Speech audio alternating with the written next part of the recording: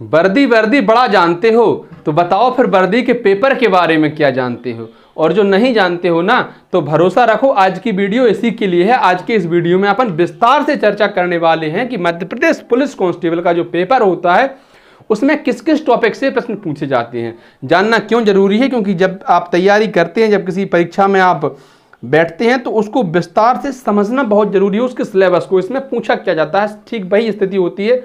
आप कहीं युद्ध करने जा रहे हो तो आपको दुश्मन की ताकत और कमजोरियों का ज्ञान होना बहुत जरूरी है। अगर आप इतिहास में जाएंगे तो आप पाएंगे कि जिन्होंने दुश्मन को छोटा समझा या जिन्होंने दुश्मन को बहुत ज़्यादा जरूरत से ज़्यादा बड़ा समझ लिया, वो लोग हमेशा हारे। जिन्होंने दुश्मन को स्टडी किया, जिन्होंने दुश्मन को समझा, उस पर अध्ययन किया, तो उनको अच्छा उसका परिणाम भी मिला।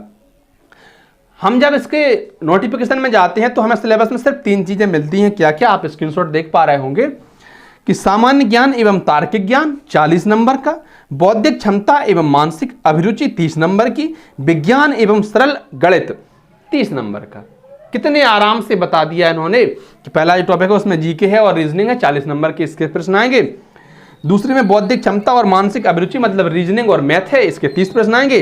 तीसरे में साइंस है और गणित है, इसके भी 30 प्रश्न आएंगे। अरे वाह, मजा आ जाएगा, कितना सरल पेपर आएगा। पर क्या ये बात सही है कि पेपर सरल होने वाला है? क्या इन्होंने कहीं कहा कि एमपी जीके भी आएगी? जीके कह दिया, बस आएगी। क्या इन्होंने कहीं कहा कि करंट भी पूछी जाएगी? नहीं कहा ना, पर इनसे प्रश्न आते हैं। ये तो बहुत सरल अंकगणित कह दिया, क्या कहना है इनका, है ना। लेकिन अपन इनको टॉपिक वाइज देखते हैं और जब इसको स्टडी करते हैं तो समझ में आता है कि यार ऐसा कोई टॉपिक ही नहीं बचता है मैथ रीजनिंग से जहाँ से प्रश्न ना पूछे जाए। जहाँ से प्रश्न एसएससी में पूछे जाते हैं वहाँ से आम कुछ टॉपिक ऐसे होते हैं उनसे रेलवे में प्रश्न नहीं पूछे जाते या बैंक में प्रश्न नहीं पूछे जाते। कुछ टॉपिक ऐसे होते हैं यहाँ पे बैंक में प्रश्न आते हैं पर एसएससी या रेलवे में प्रश्न नहीं आते हैं। यहाँ तो भाई साहब सब जगह का कॉम्बो पैक मिल जाएगा आपको, असेंबलिंग किया हुआ पेपर रहता है, सब जगह से प्रश्न पूछे जाते हैं। तो इसके सिलेबस को भी अपन समझ लेते हैं बारीकियों से। अच्छा, एक और बात मैं आपको बता दूं, ये जो आपको दिख रहा है ना 40 नंबर 30 नंबर 30 नंबर, 2016 और 17 में जब ऑनलाइन परीक्षा हुई तो पहले ऐसा ही होता था कि 40 में से आपने कितने नंबर प्राप्त किए आपको वहीं स्क्रीन पर दिख जाएगा। 40 में से 31 आए, दूसरे 30 में से कितने आए आपके, 30 में से 24 आए, तीसरे 30 में से कितने आए, 30 में से 16 आए। तो ये सब पता चल जाता था। लास्ट टाइम जब पेपर हुआ था, अभी जो भर्ती का जो 4000 भर्ती आई थी फिर उसको 6000 कर दिया गया, 2000 पद इंक्रीज हुए थे, उसमें ऐसा नहीं बताया गया था। उसमें सिर्फ आपको ये बताया गया था कि आपके 100 में से कितने नंबर आए हैं। लेकिन उससे कोई ज़्यादा फर्क पड़ता नहीं है, क्योंकि बाद में जब आंसर शीट आ जाती है तो हम अपने पेपर को स्टडी कर लेते हैं, देख लेते हैं। ठीक है, हम देखते हैं टॉपिक वाइज कि भैया कहाँ कहाँ से प्रश्न आते हैं सब्जेक्ट वाइज। सबसे पहले अपन देखते हैं मैथ को। मैथ का बड़ा भारी महत्व है इसमें। तो मैथ में देखिए कहाँ कहाँ से प्रश्न आते हैं। औसत,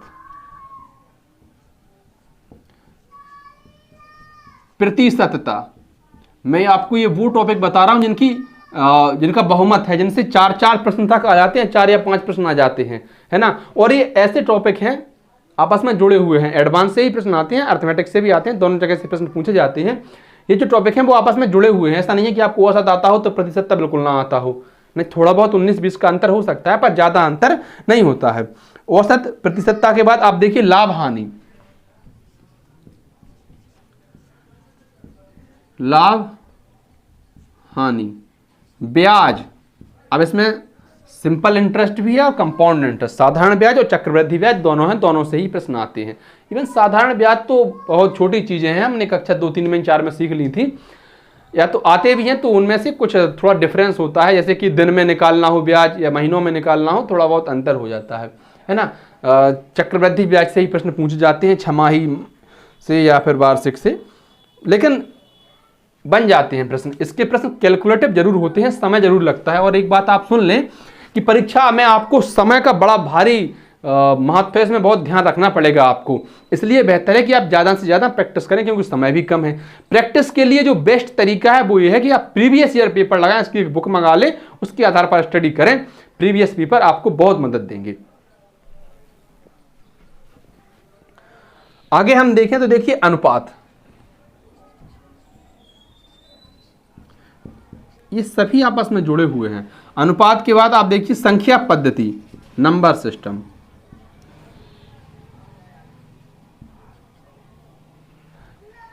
संख्या पद्धति के बाद कार्य समय, समय दूरी,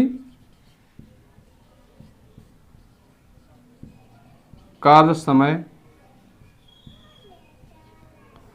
समय दूरी। चलिए इसके आगे देखिए, देखिए धारा नाव,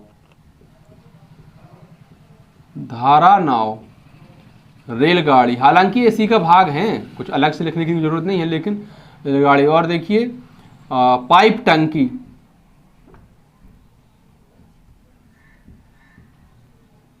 तीन नल किसी टंकी को 4 घंटे में भर पाते हैं, लेकिन टंकी में छेद होने की वजह से उसमें 10 मिनट ज़्यादा समय लगा, है ना, तो टंकी कितने समय में खाली हो जाएगी। इस तरह के प्रश्न। एक रेलगाड़ी इतनी स्पीड से जा रही है, उसके सामने से आ रही है रेलगाड़ी की स्पीड इतनी है, तो कितने समय में उनको पार कर जाएगी अगर उनकी ट्रेन की लंबाई ये हो। तो इस तरह के प्रश्न आते हैं, बड़े सरल मज़ेदार प्रश्न होते हैं, रोचक प्रश्न होते हैं, लेकिन परीक्षा में टाइम टेकिंग होते हैं भाई साहब, थोड़ा सा समय ये ज़्यादा ले लेते हैं। ये वो टॉपिक हैं जिनकी बहुलता होती है। इसके बाद एक और टॉपिक होता है इसमें, डाटा विश्लेषण।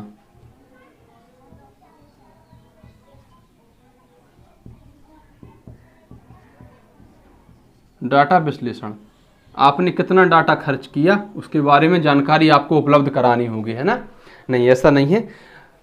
पाई चार्ट इसको कहते हैं। जैसे वो एक सवाल मैं आपको बताऊं एग्जाम्पल के लिए, कंपनी ए है, कंपनी बी है, इसने 2018 में, 19 में, 20 में 10 टन उत्पादन किया, 12 टन किया, 15 टन किया, इसने 9 टन किया, 6 टन किया, 18 टन किया।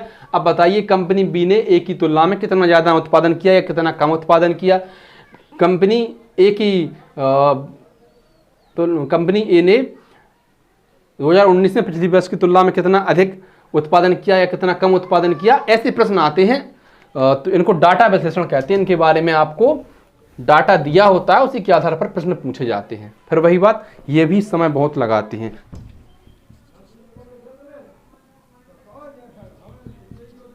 ऊंचाई, दूरी, वृत्त, ज्यामिति, एलजेब्रा, हैं, त्रिकोणमिति, सिंपल सिंपल टॉपिक उनके लिए हैं ये जिनको आते हैं। अपन जैसे स्टूडेंट्स के लिए तो ये कठिन लगते हैं, तो इनसे भी प्रश्न आते हैं। लेकिन एमपी पुलिस का जो स्तर होता है वहाँ पर ये प्रश्न बन जाते हैं। कोई बहुत बड़े उसमें रॉकेट साइंस नहीं आती है। आपको इनके सूत्र याद होने चाहिए, त्रिभुज के, चतुर्भुज के, वही सब पूछ लिए जाते हैं, तो ये भी बन जाती हैं। इसके बाद हम बात करते हैं भैया रीजनिंग की। रीजनिंग में क्या क्या हमसे पूछा जाता है। आप कहेंगे रीजनिंग तो और ज़्यादा आती है, रीजनिंग का तो और ज़्यादा महत्व है। इसमें टॉपिक कौन कौन से हैं, देखिए रक्त संबंध, बहुत प्रश्न आते हैं रक्त संबंध से। रक्त संबंध के बाद देखिए घड़ी, कैलेंडर,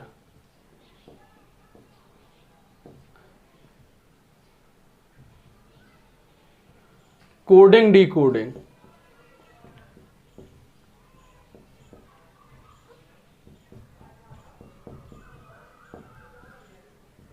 आठ प्रश्न लेकर चलिए कोडिंग डिकोडिंग से। बहुत ज़्यादा प्रश्न कोडिंग डिकोडिंग के एमपी पुलिस परीक्षा में पूछे जाते हैं। इसके अलावा बैठक व्यवस्था, सिटिंग अरेंजमेंट आप जिसे कहते हैं, बैठक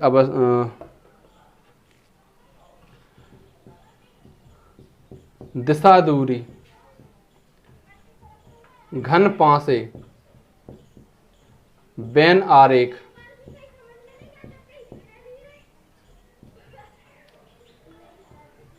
वर्गीकरण, सीरीज या श्रृंखला, सीरीज टेस्ट या श्रृंखला, कथन निष्कर्ष,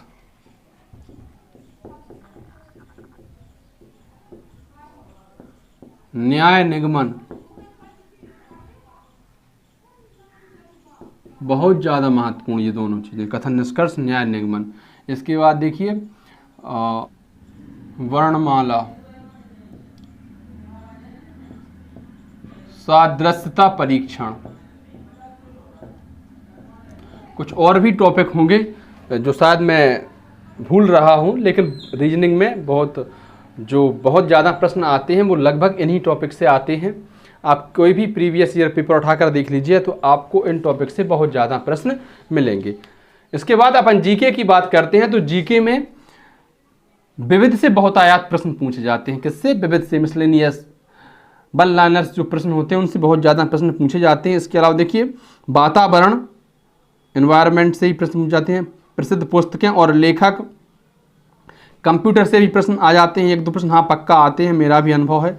भारतीय संस्कृति, भूगोल, भारतीय कॉन्स्टिट्यूशन, बेसिक जीके, खेल, इतिहास, संस्कृति, परंपरा और त्योहार, भारतीय संविधान,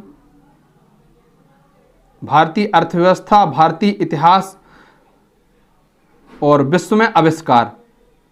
और अगर अपन साइंस की बात करें ना तो साइंस से देखिए जीव विज्ञान, रसायन विज्ञान, भौतिक विज्ञान, पृथ्वी साइंस, अनुप्रयुक्त विज्ञान, व्यवहारिक विज्ञान, सामाजिक विज्ञान, सभी जगह से प्रश्न आते हैं। तो कोई ऐसा टॉपिक नहीं है। इसी में आप एमपी जीके को भी लिख लीजिए कि एमपी जीके से भी लगभग 10 प्रश्न तक आ जाते हैं। और एमपी जीके में तो भाई साहब ज्ञान का समुद्र है। जैसे नदियां हैं, इतनी सारी नदियां निकलती हैं मध्य प्रदेश को, नदियों का मायका भी कहा जाता है। पर्वत श्रृंखलाएँ हैं, अभ्यारण्य हैं, जो कि भारत में सबसे ज़्यादा वन्यजीव अभ्यारण्य कहीं है तो मध्य प्रदेश में है। प्रश्न आते हैं मध्य प्रदेश के मैप से भी, कौन सा जिला कौन से संभाग में है, कौन सा जिला कौन से राज्य की सीमा को साझा करता है। तो ऐसे प्रश्न आते हैं जो कि दिखने में सरल लगते हैं पर वो होते कठिन, उनके लिए कड़ी मेहनत करनी पड़ती है। और पढ़ने के लिए कम से कम आप डेली 10 घंटे दीजिए तभी कुछ हो पाएगा, अन्यथा तो फिर मुश्किल है। फिर आपको अगली भर्ती का फिर से इंतजार करना पड़ेगा। इतना ज़्यादा समय नहीं है, 40 दिन ही तो बचे हैं। तो 40 दिन में ही आपको पूरी तैयारी करनी है, प्रैक्टिस भी करनी है। और प्रैक्टिस ज़्यादा से ज़्यादा लगाइए। 40 दिन में कम से कम 40 पेपर तो आपको लगाने ही लगाने हैं। अंडरलाइन कीजिए उन चीज़ों को जो आपको कठिन लगे, उनको अलग लिखिए। जो आपको सरल लगे उनको, उन पर थोड़ा कम ध्यान दीजिए। जो मीडियम है उन पर ठीक ठाक समय दीजिए उनको। जो कठिन लगती हैं आपको उन पर ज़्यादा ध्यान दीजिए, तभी आप अपने आप को मजबूत बना पाएंगे। बहुत बहुत धन्यवाद प्यारे साथियों। वीडियो आपको अच्छी लगी हो तो वीडियो को लाइक कर दें, शेयर कर दें, अपने अन्य साथियों तक साझा भी कर दें।